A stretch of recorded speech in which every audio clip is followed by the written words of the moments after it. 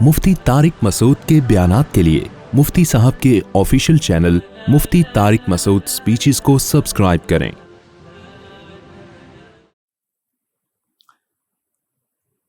قرآن مجید میں اللہ تعالیٰ کا ارشاد ہے وَلَنَبْلُوَنَّكُمْ بِشَيْءٍ مِّنَ الْخَوْفِ وَالْجُوعِ وَنَقْصٍ مِّنَ الْأَمْوَالِ وَالْأَنفُسِ وَالثَّمَرَاتِ، ہم تمہیں ضرور بھی ضرور آزمائیں گے، خوف میں مبتلا کر کے۔ یہ خوف تمہیں جان کا بھی ہوگا، مال کا بھی ہوگا، تمہاری پیداوار میں کمی کا بھی ہوگا۔ ہر طرح کی آزمائشیں تم پر آئیں گی، اور اللہ کہہ دے صرف آئیں گی نہیں، وَلَنَبْلُوَنَّكُمْ، ضرور بالضرور آئیں گی۔ کیوں آئیں گی بھائی؟ کیا معاذ اللہ یہ چاہتا ہے کہ دنیا میں فساد رہے، دنیا میں امن قائم نہ ہو، لوگ بھوک میں مبتلا ہوں، لوگ مسائل کا شکار ہوں؟ تو اللہ کو ان سب چیزوں سے کیا ملتا ہے بھائی؟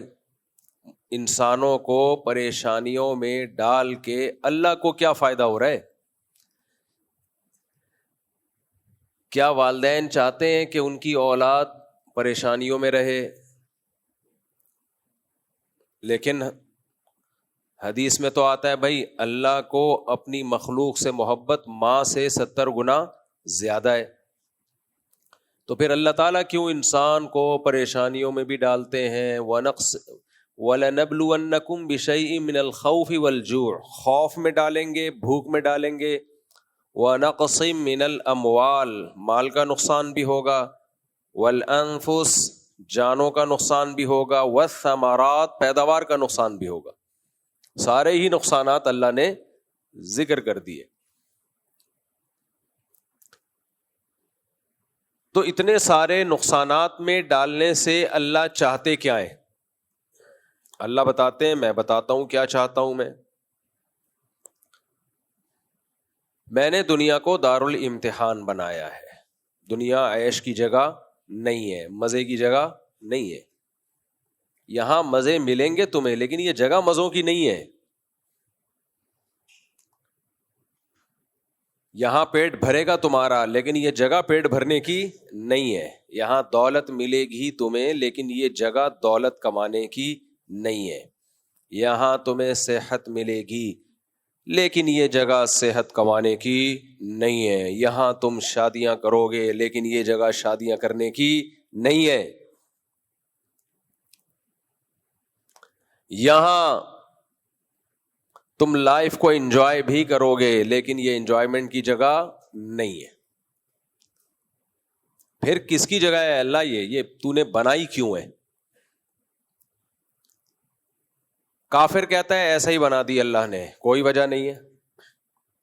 کچھ کافر کہتے ہیں بنائی کہاں، بن گئی خود بخود ہمارا دماغ بن گیا، خود بخود ہماری آنکھیں بن گئیں، خود بخود ہماری ناک بن گئی، خود بخود ہم سب بن گئے اور چل پھر رہے ہیں۔ آٹومیٹیکلی یہ سب کچھ ہو رہا ہے۔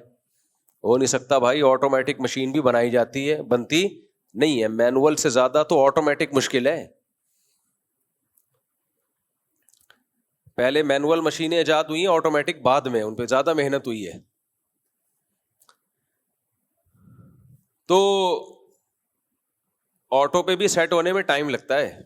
پہلے کوئی آپ کو ایک ٹریک پہ چلاتا ہے، پھر آپ آٹو ہو جاتے ہیں۔ جیسے کچھ لوگ دوسری شادی کرتے ہیں، پھر تیسری کرتے ہیں، پھر وہ آٹو پہ سیٹ ہو جاتے ہیں، کرتے ہی رہتے ہیں، وہ ان کو روکنا پڑتا ہے، بس کرو۔ کچھ لوگ میلے رہتے ہیں، گندے میلے گندے رہ کے سیٹ ہو جاتے ہیں، کس پہ؟ میل کچیل پہ۔ کچھ صاف ستھرے رہ کے سیٹ ہو جاتے ہیں، کس پہ؟ صفائی پہ۔ اب ان کو صفائی ستھرائی کی ترغیب دینے کی ضرورت نہیں ہوتی بھائی، وہ اسی پہ سیٹ ہو گئے۔ لیکن شروع میں سیٹ کوئی کرتا ہے یا خود آپ ہوتے ہیں؟ یہ کام آٹومیٹیکلی نہیں ہوتا۔ تو کافر تو آرام سے جان چھوڑا لیتا ہے. وہ کہتا ہے بھائی یہ جو دنیا میں حوادث ہو رہے ہیں, جنگیں ہو رہی ہیں, میزائل آ رہے ہیں, ڈرون آ رہے ہیں, یہاں سے جا رہے ہیں, ادھر سے تشریف لا رہے ہیں, اور سائرن بج رہے ہیں جنگ کے, یہ سب کیا ہے؟ نیچرل, آٹومیٹیکلی یہ ہو رہا ہے, چلتا رہے گا ایسے. بیماریاں آئیں, پریشانیاں آئیں, کووڈ آیا, پوری دنیا کو لپیٹ لیا اس نے, موتیں ہوتی ہیں, ایکسیڈنٹ ہوتے ہیں. تو وہ اس کے پاس تو اس نے ایک جواب تراشا ہوا ہے جس کا قرآن نے بھی تذکرہ کیا, ان ہی الا حیاتنا الدنیا نموت ونحیا وما یہلکنا الا الدہر. بھائی یہ نیچرل ہے, دنیا کی زندگی ہے, اور زمانے کے تصرفات ہیں. زمانہ کسی کو اٹھاتا ہے, کسی کو گراتا ہے. زمانہ کبھی خوشیاں دیتا ہے. لوگ کہتے ہیں نا ٹائم, پہلے کہتے تھے وقت کی بات ہوتی ہے, بندے دی بات ہوتی ہے, تے وقت کی بات ہوتی ہے. اب کہتے ہیں ٹائم کی بات ہوتی ہے. کل کہیں گے ٹائم کی ٹاک ہوتی ہے. سب کچھ انگلش میں آہستہ آہستہ کنورٹ ہو رہا ہے.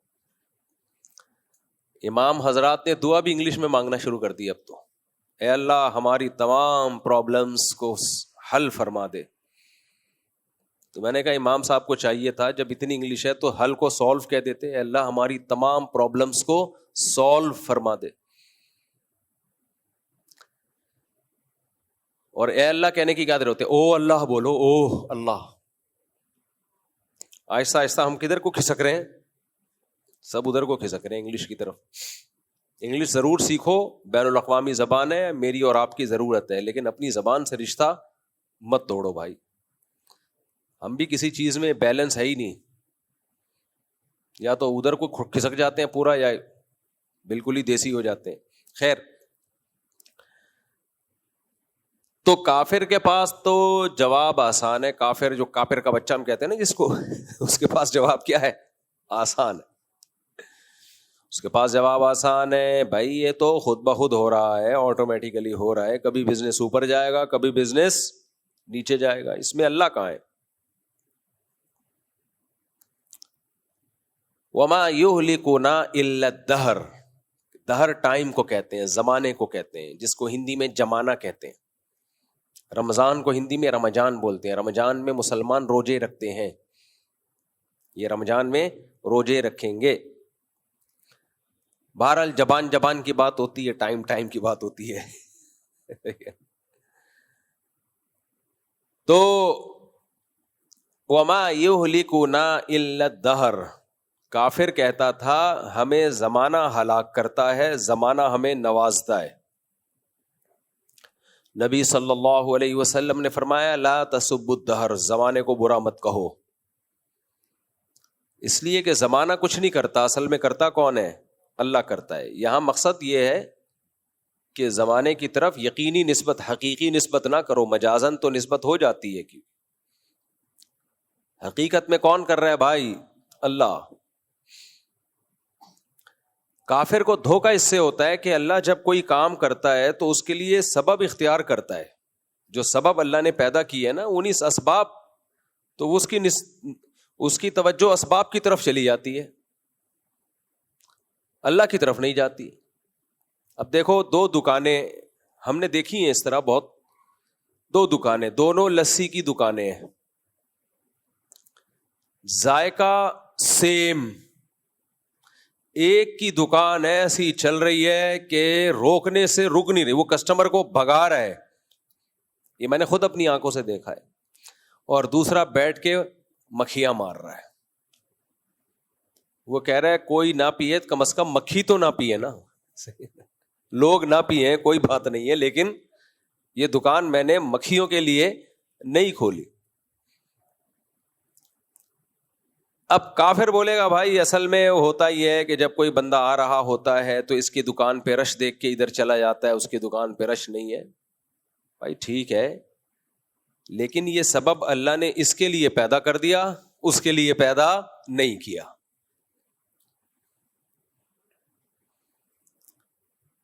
تو جو اللہ کو مانے گا وہ اللہ کی طرف نسبت کرے گا. ہم دن اور رات اپنے اسباب کو ٹوٹتا ہوا دیکھتے ہیں. میرے والد صاحب اکثر ایک واقعہ بیان کیا کرتے تھے. پاکستان نیوی میں ایک ہارٹ اسپیشلسٹ ڈاکٹر تھے جو ہارٹ اسپیشلسٹ نہیں بلکہ ہارٹ اسپیشلسٹ کے ٹیچر تھے. یعنی جو اسپیشلائزیشن کر رہے تھے ان کو پڑھایا کرتے تھے. کتنے بڑے اسپیشلسٹ ہوں گے. اور وہ ڈائیگرام بنا کے پوری تصویر بنا کے سمجھا رہے تھے کہ دیکھو ہارٹ اٹیک ایسے ہوتا ہے اور اس سے بچنے کی یہ تدبیریں ہیں. والد صاحب نے بتایا کہ ٹیچنگ کے دوران، پڑھانے کے دوران ان کو اٹیک ہوا اور ان کی ڈیتھ ہو گئی. لو بھیا کر لو کیا کرنا ہے. ڈاکٹر ہمیں کہتے ہیں اپنا کولیسٹرول چیک کر کے رکھو، کروانا چاہیے بھائی. 40-50 سال کے بعد مسائل آتے ہیں. بلڈ پریشر چیک کرو، ہر چیز تمیز سے چل رہی ہے. جو ڈاکٹر لوگوں کو کہتا ہے ظاہر ہے وہ خود بھی کر رہا ہوگا. اور جو ہارٹ اسپیشلسٹ ہے اس کی تو فیلڈ ہی یہی ہے. اس نے اپنا کولیسٹرول، خون میں کتنا گاڑھا پن ہے اور ECG اور یہ سارے ٹیسٹ کروا کے رکھے ہوں گے کہ نہیں رکھے ہوں گے. کیا خیال ہے بھائی؟ ایک دم رپورٹیں کلیئر. اور آپ ابھی پڑھا رہے ہیں کہ جی یہ بلاکیج ہوتی ہے، اس کا خیال کرنا چاہیے، پراٹھے نہیں کھانے چاہیے، فیٹ مت لو وغیرہ وغیرہ، چینی کم کرو. یہ سب وہ رپورٹیں وہیں دھری کی دھری رہ گئیں اور وہ صاحب گرے اور ان کی ڈیتھ ہو گئی. یقیناً اس کا بھی کوئی سبب ہوگا، اس کا بھی کوئی سبب ہوگا، لیکن اس سبب کو پیدا کرنے والا کون ہے بھائی؟ اللہ ہے. سبب کیا ہوگا؟ ڈاکٹروں سے پوچھو تو کہتے ہیں کوئی کرنٹ آ رہا ہوتا ہے دل میں. وہ کرنٹ جیسے ہمارے یہاں لائٹ ایک دم چلی جاتی ہے نا، کوئی وجہ ہوتی ہے ہم لوگ کے یہاں لائٹ جانے کی؟ جنگ نہیں بھی ہوتی تو بھی لائٹ گئی بھی ہوتی ہے.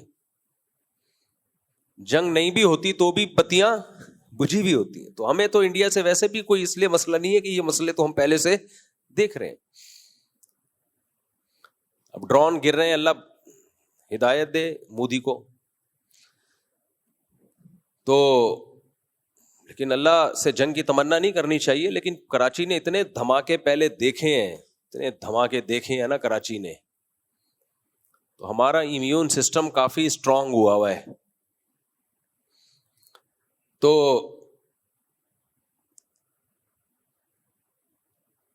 وہ کیا ہوتا ہے کہ ڈاکٹر کہتے ہیں کہ ادھر کرنٹ آتا ہے دماغ سے دل کی طرف. بعض دفعہ بیٹھے بیٹھے وہ کرنٹ ڈسکنیکٹ ہو جاتا ہے تو آپ کے دل کو انرجی نہیں ملتی، کرنٹ نہیں ملتا، اس سے وہ دھڑکنا چھوڑ دیتا ہے. میں تو ہر طرح کے لوگوں سے، آپ کو ڈرانا مقصد نہیں ہے کہ آپ ڈر جائیں کہ یار کرنٹ ہمارا نہ کہیں غائب ہو جائے. ڈرانا مقصد نہیں ہے، مقصد تو ڈرانا ہی ہے.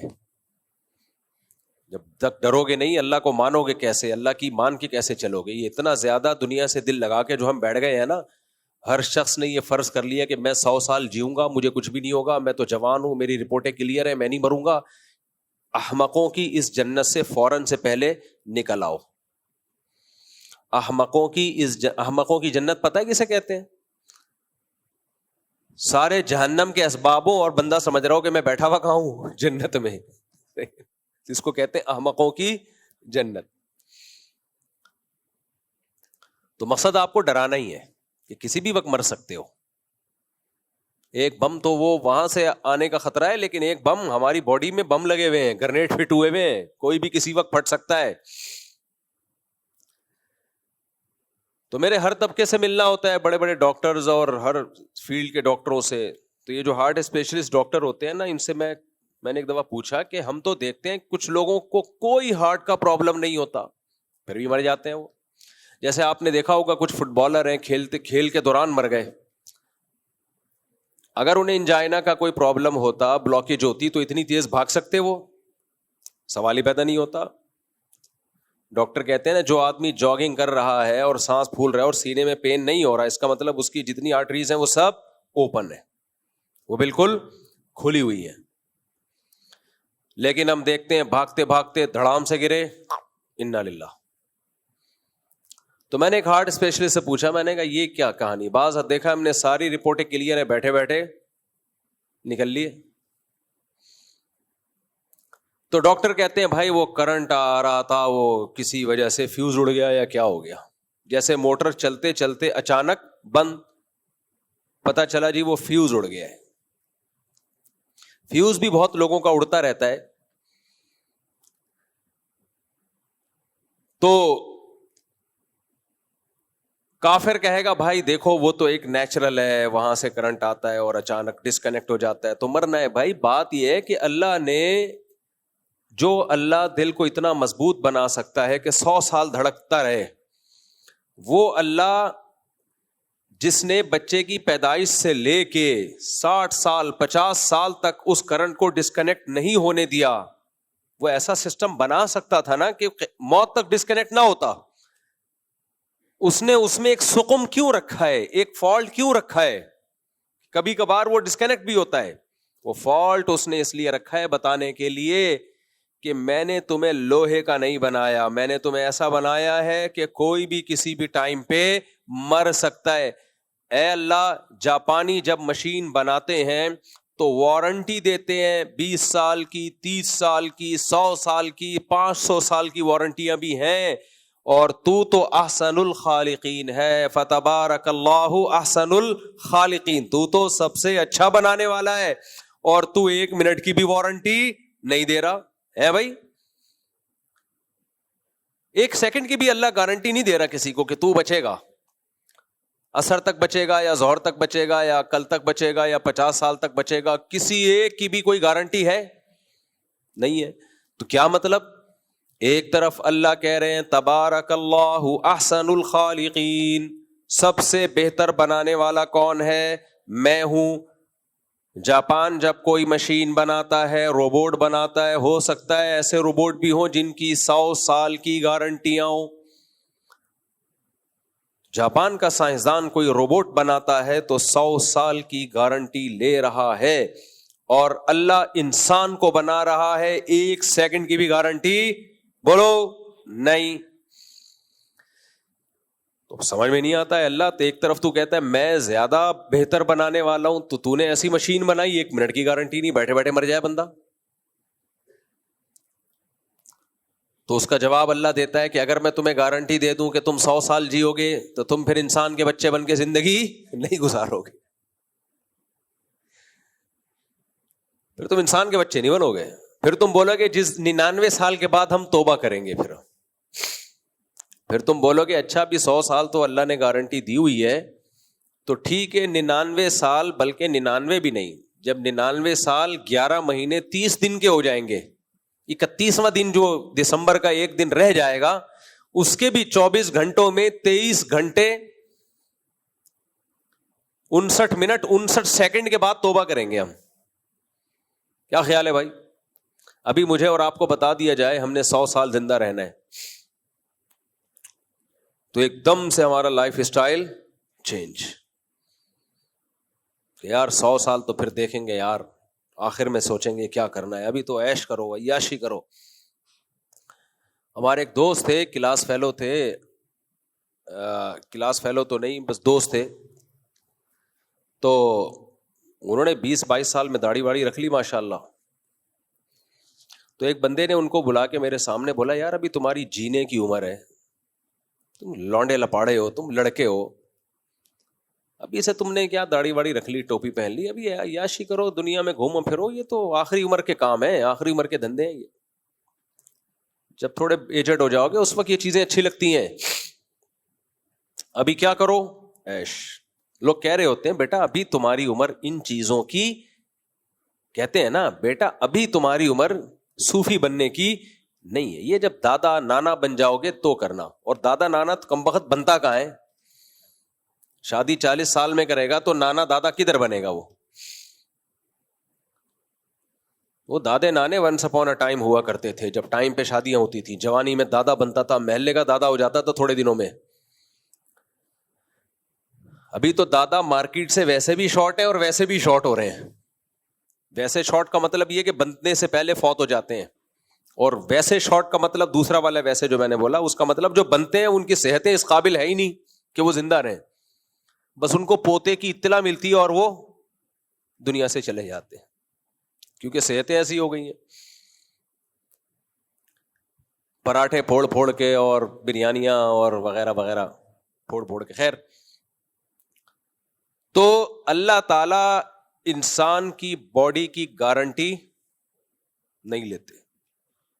کتنا بڑا پہلوان ہو، کتنا صحت مند ہو. ابھی 2-4 سال پہلے کوئی بہت بڑا باڈی بلڈر تھا، جم میں ہی اس کی ڈیتھ ہوئی ہے. تو جم میں ایکسرسائز کے دوران ٹہل گئے. اچھا، ہم لوگ کیا جم میں دنیا سے جانے کا خطرہ زیادہ ہوتا ہے. باہر ملکوں میں نے دیکھا ہے جب کوئی ایکسرسائز کے لیے جم میں جاتا ہے اس کا پہلے بی پی چیک ہوتا ہے، اس کی شوگر چیک ہوتی ہے. سمجھ رہے کہ اس قابل بھی ہے تو اس کے بعد وہ اجازت دیتے ہیں. ہمارے یہاں ہوتا ہے کچھ چلے جاؤ. اب بعض دفعہ آدمی کی شوگر ویسے ہی لو ہوئی ہوئی ہوتی ہے، اس کو پتہ نہیں ہوتا. شوگر کا پیشنٹ بن چکا ہوتا ہے، اس کو پتہ ہی نہیں ہوتا میں شوگر کا پیشنٹ ہوں. اس نے ایکسرسائز کی، اس کی شوگر اور زیادہ لو ہوئی اور وہیں سے لو بھائی. شوگر لو ہوئی اور کام ہو گیا، لو بھائی نکل لیے. بی پی بہت زیادہ پہلے سے لو ہوا ہے، تھوڑی ایکسرسائز کی، ایکسرسائز سے بی پی اور لو ہو جاتا ہے، پسینہ وسینہ نکلتا ہے. تو نکلا تو تھوڑا بہت اندر کچھ بچا تھا وہ بھی ختم. خیر، یہ کیا قصے لے کے بیٹھ گیا میں.